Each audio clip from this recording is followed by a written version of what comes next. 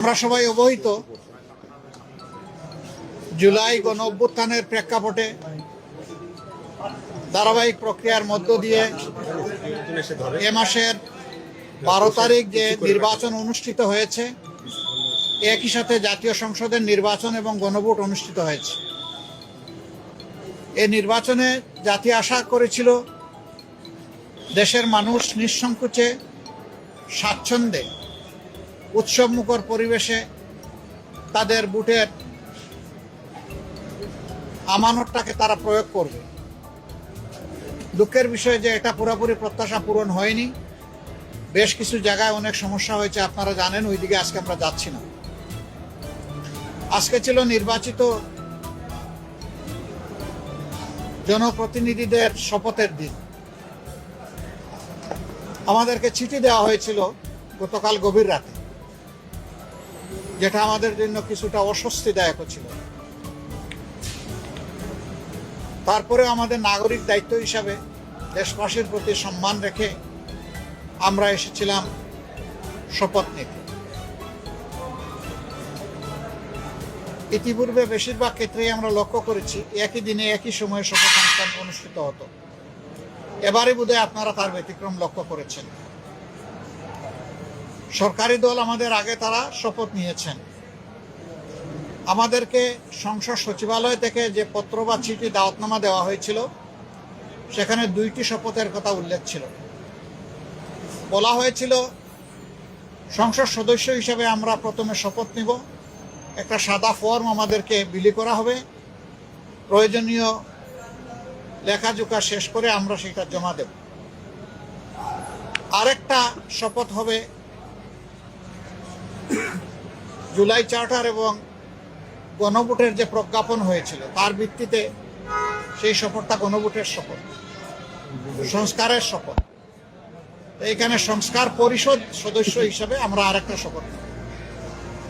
আমরা হলে প্রবেশ করার পরে সংসদ সচিব আমাদেরকে জিজ্ঞেস করলেন যে স্যার, সকালবেলা সরকারি দল তারা শপথ নিয়েছেন, তারা শুধু সংসদ সদস্য হিসাবে শপথ নিয়েছেন, আপনারা কি করবেন? আমরা তখন বললাম যে আমরা 2টিরই শপথ নিতে এখানে এসেছি। আমাদের তো গভীর রাতে আপনারা দাওয়াতনামা পাঠিয়েছেন, তারপরে আমাদের কোনো কনসার্ন থাকলে আগেই আমরা জানাতাম। আমরা কেন 2টা শপথ নিলাম, ওনারা কেন একটা নিলেন? ওনারা কেন নিলেন তার ব্যাখ্যা ওনারা দিয়েছেন। আমরা যে ব্যাখ্যাটা দিতে চাই, আমরা মনে করি যে 26-এ কোনো নির্বাচন হওয়ার কথাই ছিল না। এই 26 সালের নির্বাচনটা হয়েছে 24-এর গণ অভ্যুত্থানের কারণে। আমরা গভীর শ্রদ্ধার সাথে যাদের কারণে আজকের এই নির্বাচন, আজকের এই সংসদ, আমি তাদেরকে স্মরণ করছি, যারা জীবন দিয়ে দুনিয়া থেকে বিদায় নিয়েছেন। আল্লাহ তাদেরকে শহীদ হিসাবে কবুল করুন।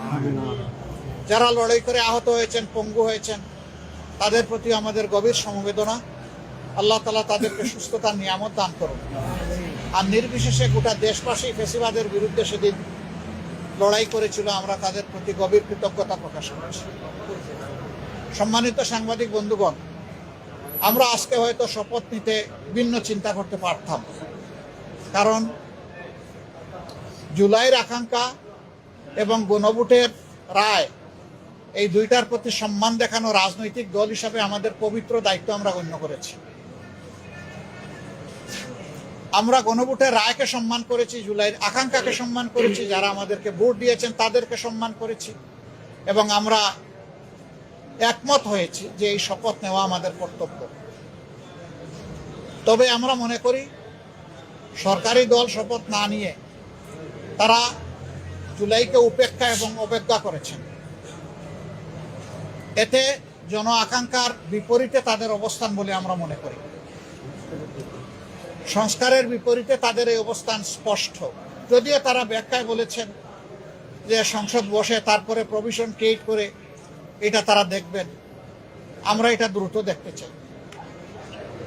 যদি তারা জুলাইকে সম্মান করেন, যদি সংস্কারকে তারা ধারণ করেন, যদি আজকে যিনি প্রধানমন্ত্রী শপথ নেবেন তিনি নিজেও নির্বাচনী ক্যাম্পেইনে গিয়ে বলেছেন যে আপনারা গণভোটে হা বলুন, যদি এর প্রতি তারা শ্রদ্ধাশীল হন, আমরা মনে করি তারা ওই শপথটাও নেবেন।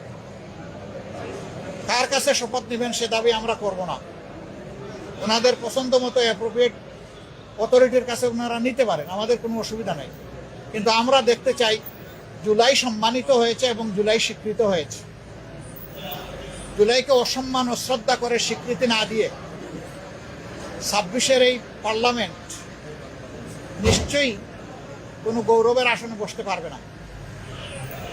আমরা আশা করেছিলাম তারাও শপথ নেবেন দুইটা, আমরাও নিব দুইটা সকালবেলা। তারপরে তারা আমাদেরকে অথরিটির পক্ষ থেকে দাওয়াত করেছিলেন বিকালের অধিবেশনে, যেখানে মন্ত্রী পরিষদের শপথ হবে, সেখানে অংশগ্রহণ করার জন্য। আমরা প্রত্যেকে 3টা করে কার্ডও পেয়েছিলাম, মানসিক প্রস্তুতি আমাদের ছিল, কিন্তু আমরা এসে ধাক্কা খেয়েছি। আমরা আমাদের জুলাই শহীদদেরকে অশ্রদ্ধা করতে পারি না, জুলাই যোদ্ধাদেরকেও আমরা অশ্রদ্ধা করতে পারি না। যার কারণে আমাদের শত ইচ্ছা থাকা সত্ত্বেও বিকালের এই শপথ অনুষ্ঠানে আমরা যে অংশগ্রহণ করতে পারলাম না, আমাদের একটা আফসোসের জায়গা থেকে গেল। আমরা স্বাচ্ছন্দ্যে যেতে পারতাম যদি আমাদের মতো তারাও 2টা শপথ নিতেন, তাহলে আমাদের কোনো ধরনের কোনো আপত্তির জায়গা থাকতো না।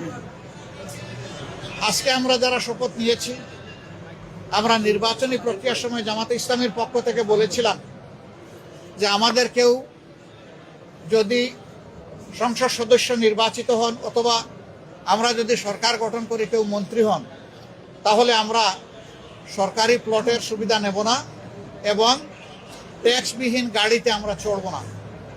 আমরা আজকে আবার পুনর্ব্যক্ত করছি, আমাদের এই সিদ্ধান্তে আমরা অবিচল এবং অটল। আমরা এটা নিব না, এই সুবিধা। এছাড়া বাকি কতটুকু না নিয়ে পারা যায় সেটাও আমরা দেখব। আমরা সরকারি দল হতে পারি না, এই নিয়ে আমাদের কোনো আফসোস নাই। আমাদের আফসোসের জায়গা পরপর 3টা নির্বাচন ধ্বংস হয়ে যাওয়ার পরে জাতি বড় আশা করেছিল, যেভাবে উৎসবমুখর পরিবেশে তারা অনেকে ভোট দিয়েছেন, ঠিক তাদের ভোটের প্রতিফলনটা হবে যখন ফলাফল প্রকাশ হবে। কিন্তু সেখানে অনেক কিছু ঘটেছে, সেটা অন্য এক সময় আমরা বলবো। যার কারণে জাতির এই উৎসব ফল প্রকাশের সাথে সাথে মিলিয়ে গেছে। তারপরে আমাদের পক্ষ থেকে আমরা বলতে চাই, আমরা দেশকে ভালোবাসি। দেশ এবং জনগণের ভালোর জন্য সরকারও যদি কোনো উদ্যোগ নেয়, আমাদের সমর্থন তারা পাবে না। কিন্তু যদি আমরা দেশ এবং জনগণের স্বার্থের বিপক্ষে কিছু দেখি, তাহলে আমরা জনগণের হয়ে এই জনস্বার্থ বিরোধী কাজের বিরুদ্ধে আমরা লড়াই করব, আমরা প্রতিরোধ গড়ে তুলব ইনশাআল্লাহ। এবং সেটা জনগণের জন্য, জনগণকে সাথে নিয়ে। আমাদের এই ক্ষেত্রে নীতিমালা একেবারেই স্পষ্ট, তাওয়ানু আলাল বিররি ওয়াত তাকওয়া ওয়ালা তাওয়ানু আলাল ইসমি ওয়াল উদওয়ান। আমরা ভালো কাজের সবগুলাতে সমর্থন করব, কিন্তু যদি জনস্বার্থ বিঘ্নকারী কিছু হয়, আমরাই সবার আগে প্রতিবাদ এবং ক্ষেত্র বিশেষে প্রতিরোধ গড়ে তুলব ইনশাআল্লাহ। আমরা দেশকে ভালোবাসি, এদেশের মানুষকে ভালোবাসি। আমরা এই শপথ না নিলেও পারতাম, অনেক কিছু হয়েছে আমাদের সাথে, কিন্তু আমরা চাই ক্রমান্বয়ে গণতন্ত্র তার প্রাতিষ্ঠানিক রূপ পাক। এই রূপে ফিরে আসতেই হবে, এর কোনো বিকল্প নেই। এই জন্যে আমরা শত কষ্ট থাকা সত্ত্বেও আমরা সংসদে অংশগ্রহণ করছি এবং ইনশাল্লাহ আপনারা দোয়া করবেন আমরা যেন দেশ জাতির পক্ষে ভূমিকা রাখতে পারি। আমাদের নীতিমালার মাঝে দেশের ভিতরে আমরা চাই প্রত্যেকটি নাগরিক যেন তার নিরাপত্তা নিশ্চিত পায়, দেখতে পায়। মানুষের অর্থনৈতিক মুক্তি যেন আসে, যুবকদের বেকারত্ব যেন দূর হয়, কর্মসংস্থান যেন তৈরি হয় এবং মর্যাদাশীল একটি দেশ হিসাবে পররাষ্ট্র নীতি যেন আমরা নিজেরটা নিজেই আমরা গড়ে তুলতে পারি। বিদেশের সকল সভ্য দেশের সাথে আমাদের আন্তরিক এবং বন্ধুত্বপূর্ণ সম্পর্ক থাকবে, পারস্পরিক শ্রদ্ধা এবং সমতার ভিত্তিতে ইনশাআল্লাহ।